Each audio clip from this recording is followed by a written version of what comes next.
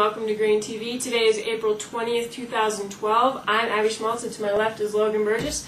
Logan, let's start out by looking at the weekly price changes here. In the nearby month, we had corn up 7.5, soybeans up 44 3/4, and wheat down 6 3/4. On the new crop side, we had corn down 2, soybeans up 3 1/4, and wheat down 7 1/4.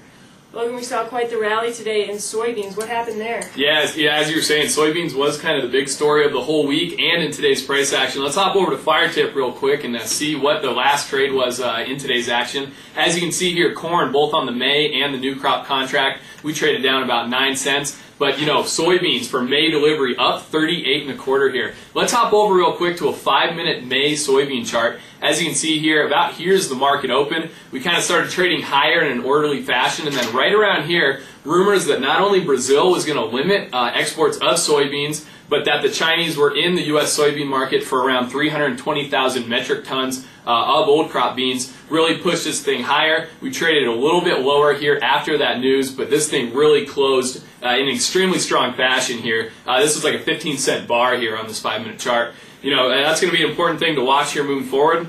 That May soybean contract is now above 14.50, kind of that area that at one point it was resistance to this. It may lend support to the downside. We're going to have to watch next week to really find out. That's kind of what we're seeing though in the futures market here from the week and in today's action. What did we see for cash market?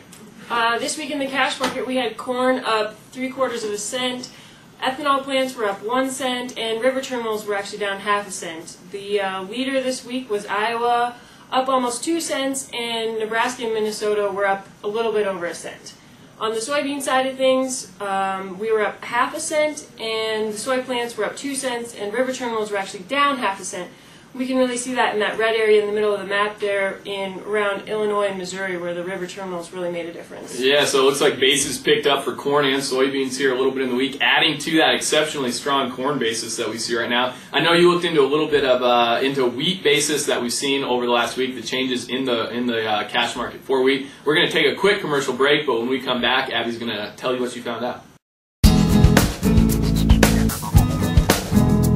I used to have several sites. Now I kind of like the Grower's Edge. It gives me that cash max. You can tell it which markets you're looking for, and it will tell you what your highest net back is based on the price they're paying at that time and the basis that they're paying.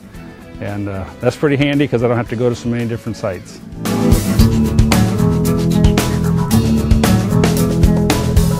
And welcome back to GrainTV. Abby, what are we looking at right now for wheat basis in the cash market? Well, we need to start off by noting that stocks are down 16% for wheat stored in all positions right now. These tighter stocks are really putting pressure on basis levels. SRW is currently sitting 30 cents above the 5-year maximum basis levels and 66 cents above the 5-year average. HRW, on the other hand, isn't seeing quite the strength. They're only sitting 13 cents above the 5-year average, but we are sitting 55 cents above where we were at this time last year.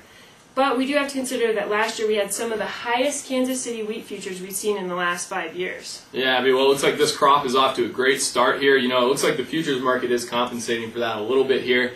We've been selling off specifically in that Kansas City wheat contract here recently. You know, that kind of wraps up our show here for Friday afternoon. If you have any questions, give us a call at the office here, 877-472-4607. Have a great weekend. We'll see you back here Monday morning.